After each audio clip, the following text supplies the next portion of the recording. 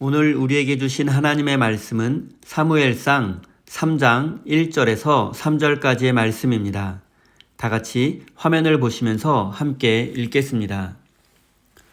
어린 사무엘이 엘리 곁에서 주님을 섬기고 있을 때이다.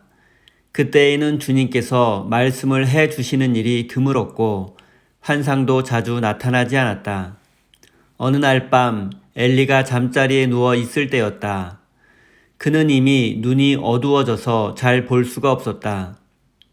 사무엘은 하나님의 궤가 있는 주님의 성전에서 잠자리에 누워 있었다. 이른 새벽 하나님의 등불이 아직 환하게 밝혀져 있을 때에 아멘. 하나님께서 이 말씀을 통하여 우리에게 은혜 주시기를 원합니다. 하나님의 크신 사랑과 은총이 여러분의 삶에 함께 하시기를 빕니다. 오늘은 버림받은 엘리와 선택받은 사무엘이라는 제목으로 함께 하나님의 말씀을 나누겠습니다. 오늘 본문 말씀에는 엘리 제사장이 하나님께 버림받는 내용과 사무엘이 새로운 제사장으로 세워지는 내용이 기록되어 있습니다. 1절 말씀을 읽겠습니다. 어린 사무엘이 엘리 곁에서 주님을 섬기고 있을 때이다. 그때에는 주님께서 말씀을 해 주시는 일이 드물었고 환상도 자주 나타나지 않았다. 사무엘서 기자는 이 이야기의 배경이 사무엘이 어렸을 때라고 말합니다. 하지만 실제로 이 당시 사무엘의 나이는 10대 후반에서 20대 청년으로 추정됩니다. 그럼에도 어린 사무엘이라고 말하는 이유는 그가 아직 정식 제사장이 아니었기 때문입니다. 성전에서 성전을 관리하는 일과 제사장을 보좌하는 역할을 하고 있었지만 아직 그는 정식 제사장은 아니었습니다. 그래서 사무엘서 기자가 어린 사무엘이라고 기록한 것입니다. 사무엘이 제사장이 되기 전 그 당시는 영적으로 매우 어둡고 타락한 시대였습니다. 그리고 사무엘서 기자는 이 어둡고 타락한 시대에는 하나님께서 말씀해 주시는 일도 드물었고 하나님의 환상도 없었다라고 말합니다. 하나님께서 백성들에게 말씀하시는 일이 드물었다는 말은 백성들에게 하나님의 말씀을 선포하는 제사장도 없고 하나님의 말씀에 귀를 기울이는 백성도 없었다는 뜻입니다. 백성들에게 하나님의 말씀을 전해야 할 제사장은 하나님보다 자식들을 더 사랑합니다. 그리고 하나님께 영광 돌리는 것보다 먼저 자신의 이익을 생각합니다. 또한 하나님의 말씀이 드물었다라는 표현에서 드물었다라는 히브리 단어 야카르는 원래 상인들이 쓰는 용어로서 비싸다라는 의미를 가지고 있습니다. 사무엘서 기자가 하나님의 말씀이 비싸다라고 말한 이유는 당시 제사장이었던 엘리가 하나님의 말씀을 상품화했음을 비판하고 있는 것입니다. 하나님의 말씀을 백성들에게 전하고 가르쳐야 하는 사명을 가지고 있었던 엘리 제사장이 개인의 부귀영화를 위해서 하나님의 말씀을 개인적으로 사용했음을 비판하고 있는 것입니다. 제사장은 백성들에게 하나님의 사랑과 은혜를 전해주어야 합니다. 하지만 부패한 제사장은 오히려 하나님의 말씀을 사유화해서 백성들 위에 군림하고 그들을 착취하는 도구로 하나님의 말씀을 이용했던 것입니다. 이로 인해서 당시 이스라엘에는 하나님의 말씀이 사라지게 되었고 그 결과 백성들은 우상 숭배에 빠지고 말았습니다. 부패하고 타락한 영적 지도자는 더 이상 하나님의 말씀과 은혜의 통로가 될 수 없습니다. 오히려 부패한 영적 지도자는 하나님의 은혜를 가로막는 장애물이 되고 말았습니다. 그리고 그 장애물이 사라져야만 백성들은 하나님의 말씀과 은혜를 누릴 수 있습니다. 엘리 제사장이 어쩌다 우연으로 제사장이 된 것은 아닐 것입니다. 처음 제사장이 되었을 때에는 두려움과 떨림으로 하나님 앞에서 신실하게 제사장의 역할을 수행했을 것입니다. 하지만 시간이 지나고 익숙해짐에 따라 하나님의 영광보다 자신의 이익을 더 중요하게 생각하게 되었을 것입니다.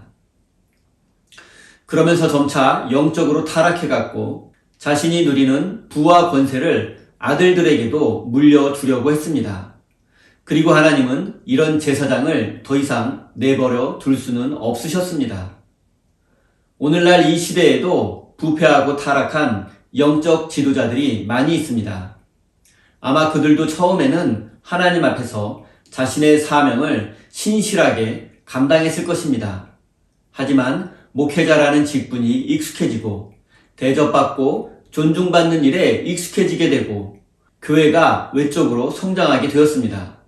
그러다 보니 초심을 잃어버리게 된 것입니다. 그래서 겸손을 잃어버리게 되고 성도들을 진심으로 사랑하고 섬기는 마음을 잃어버리게 된 것입니다. 또한 교회의 외적 성장이 마치 자신의 능력 때문이라고 생각하게 되고 자신을 특별한 사람으로 생각하게 된 것입니다. 하지만 성경은 우리에게 그런 목회자는 부패하고 타락한 사람이라고 분명히 알려주고 있습니다.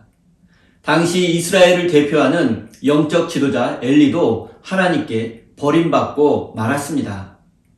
이 세상 그 어떤 영적 지도자, 목회자도 초심을 잃어버리게 된다면 하나님께 반드시 버림받게 될 것입니다.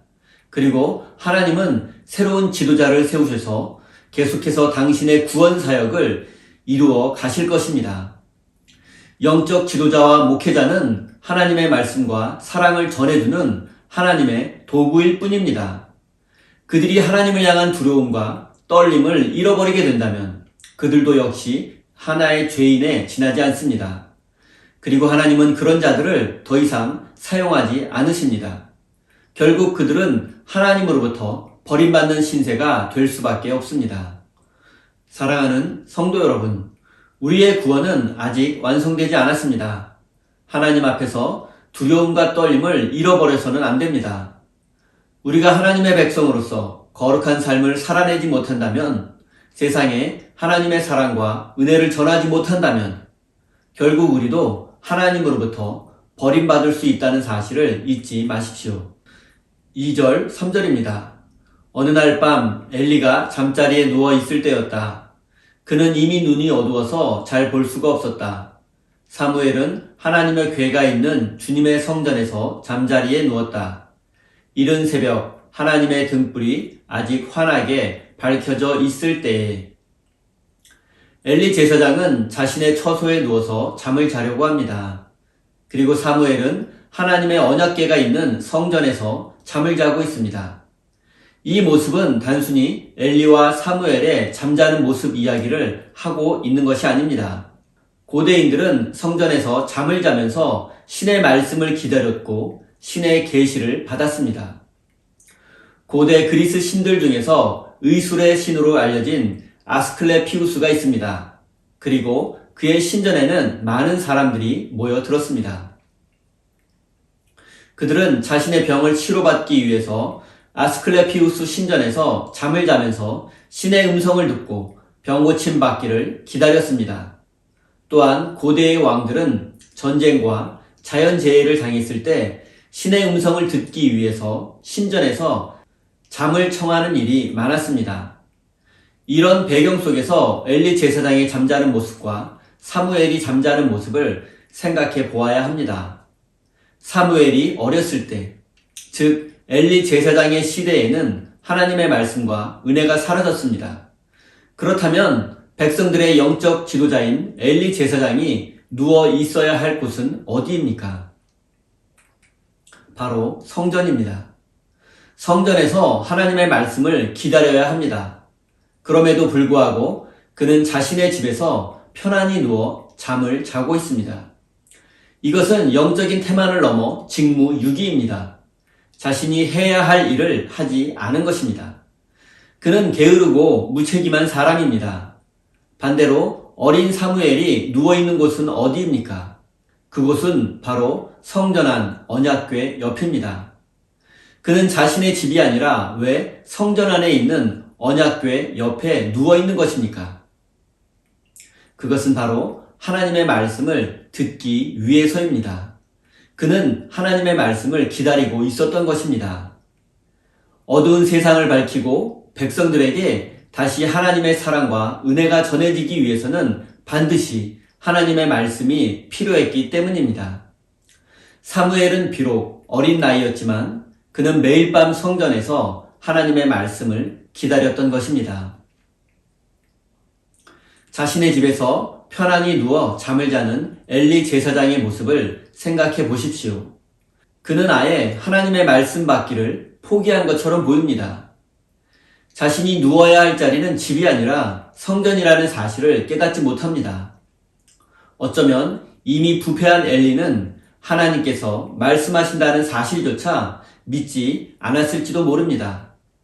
그리고 그 결과 그는 하나님께 버림받게 되었고 그의 제사장 직분과 영적인 지도자의 지위는 어린 사무엘에게 넘어가고 말았습니다.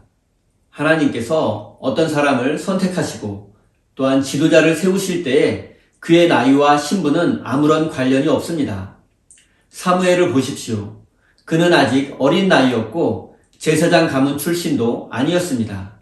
하지만 하나님은 게으르고 부패한 엘리 제사장 대신에 어린 사무엘을 제사장으로 선택하셨습니다. 그리고 그에게 말씀하셨습니다.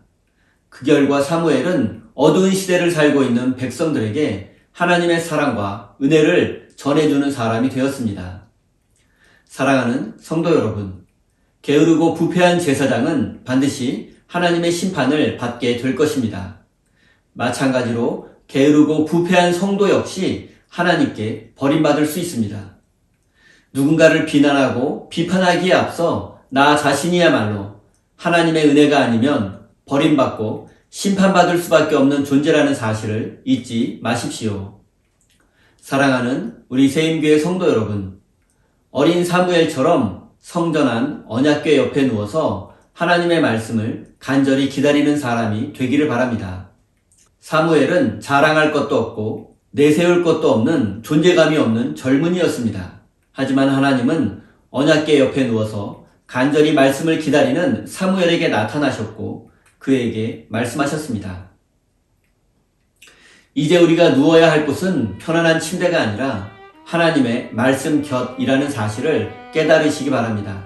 그래서 사무엘처럼 하나님의 음성을 듣고 어두운 세상을 밝히는 하나님의 사람이 되시기를 예수님의 이름으로 축원드립니다. 우리 다 함께 주신 말씀 가슴에 새기며 기도의 자리로 나아가겠습니다.